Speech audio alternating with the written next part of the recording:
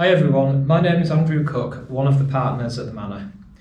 As many of you are aware, we have been working really hard over the last 2 years to improve both the course and the club, with the aim of over the next few years of becoming one of the top clubs in the Yorkshire area. The reason for this video is to share with you the next stage of that development, which is the remodelling works to the course.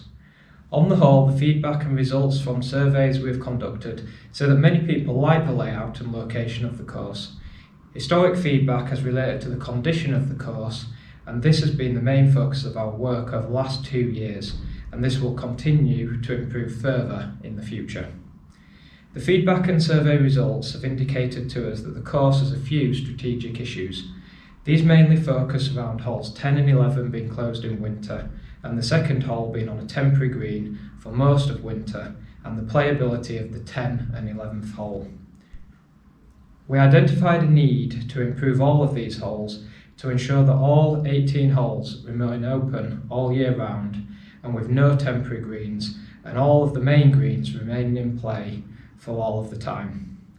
We also are aware of drainage issues in certain areas and range balls on both the 1st and 10th fairways. We decided that the best way to proceed was by engaging with a golf course architect to help us look at options to improve these areas of the golf course.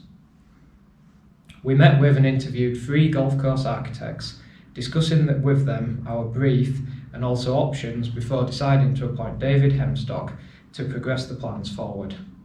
David originally designed the golf course, and we felt his ideas and previous knowledge of the course made him the best person for the job.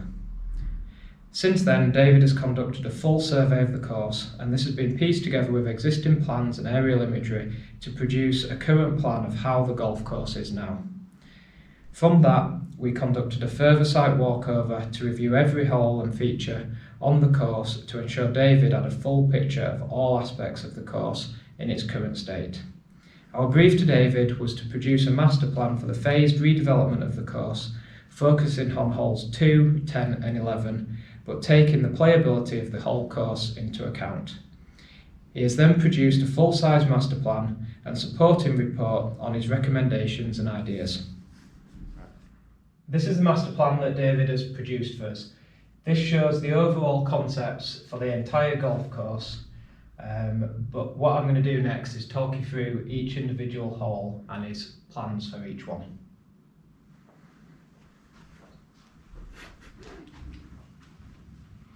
So I'm going to start talking about hole number 2. Basically, the biggest problem on this hole really is drainage. So David's proposal for this hole really is to keep it playing largely the same, but to basically improve the drainage on the whole hole. So you can see the red line here represents the sort of new fairway position. And basically the plan for this hole would be to redrain that entire area on a kind of 10-metre grid and then doing sand slitting across the whole fairway to basically improve the drainage on that whole hole. That would have the effect that obviously we get a lot of runoff on this steeper section here, and that runs off onto the green. Obviously by drainage all of this fairway, that runoff won't go onto the green, and it means this green can remain in play for the entire season, and reducing the need to have to play on the temporary green up here. What you can also see on this plan is he has added potential places for new bunkers to go, but these are kind of provisional ideas and really things to look at in the future. The next hole to tell you about is hole 10, which obviously runs down the left hand side of the driving range, which you can see here on the plan. The existing fairway is shown by this green line, which you can see on the plan here.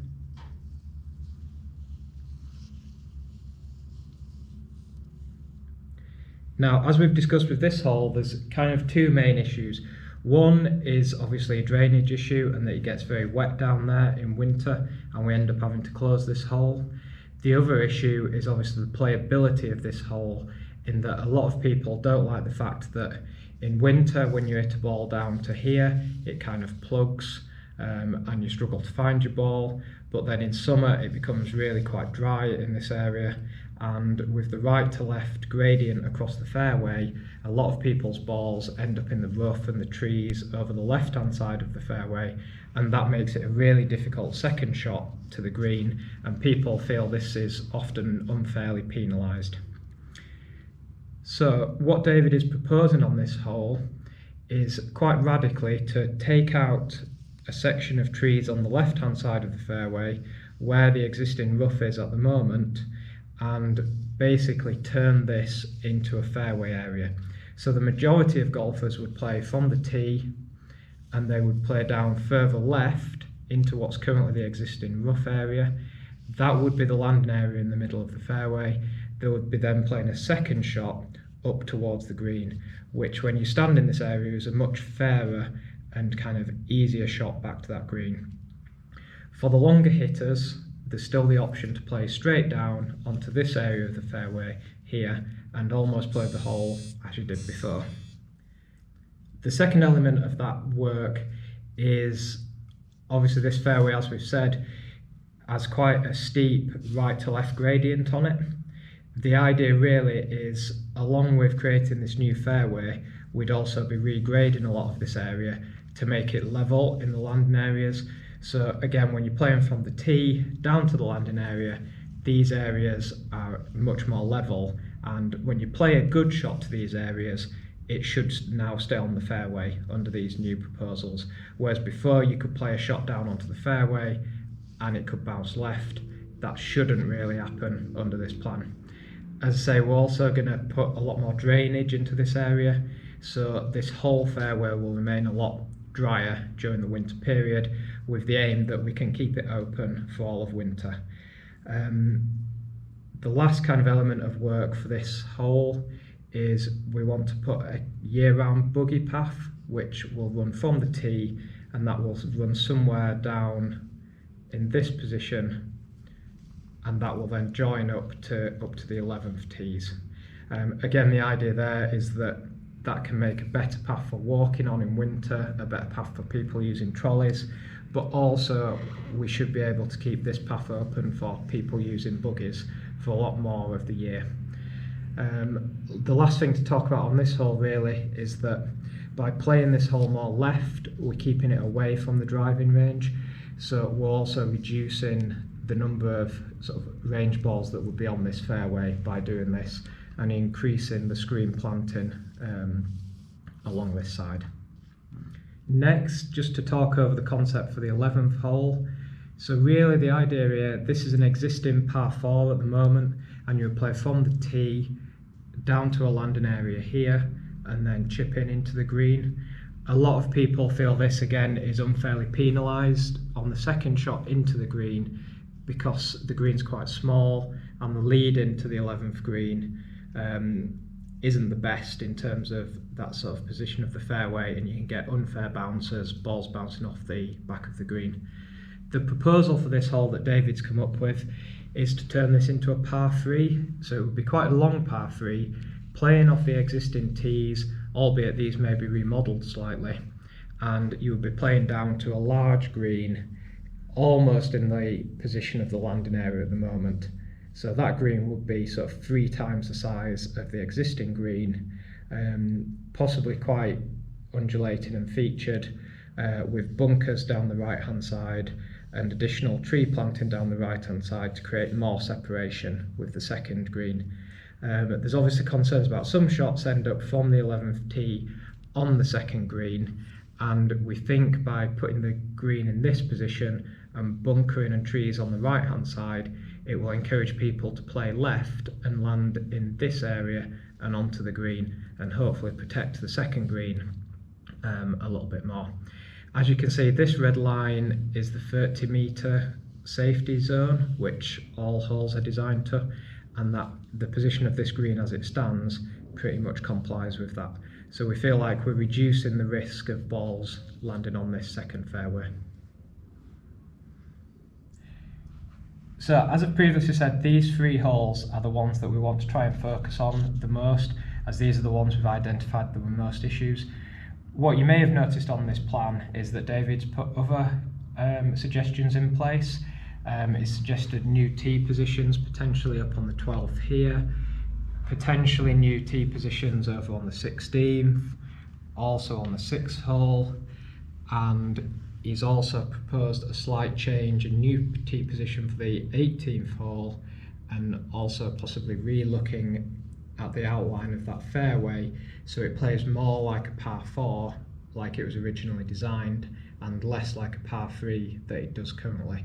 There are other suggestions on this plan, and some of those really are just at the concept stage at the moment. There's a few new bunkers or potential bunkers dotted around the course, shown in red, but these really are kind of possible future plans. They're not something we're focusing on at the moment. The main focus really, as I say, is for holes 2, 10 and 11, which we want to try and get open, so they're open all year round, no temporary greens, and that's really the plan. These holes really kind of lend themselves to be done in 3 separate phases. So hole 2 would be a phase, hole 11 would be a phase, and hole 10 would be a phase. The next stage of this is we're going to start working with the committee to look at these plans in a bit more detail and discuss which phases we might want to progress first and which ones we might want to do in a year's time, in 2 years' time. I think the exciting news about all this is hopefully our plan really is that we're going to meet with the committee to discuss this over the next few months, and we can progress this with hopefully a view to make a start later on in this year. The remodelling works of these 3 holes is now top of our agenda. These plans are still at the concept stage at the moment and not set in stone, but we are looking to consult with the committee over the next few months to discuss the details with an aim of hopefully starting some work on site later this year. If you have any questions on any of the redevelopment work or would like to provide us with your feedback, then please do not hesitate to contact me directly. We are really excited about being able to share these plans with you and hope that they will ensure the Manor is a club everyone can be proud to be a part of.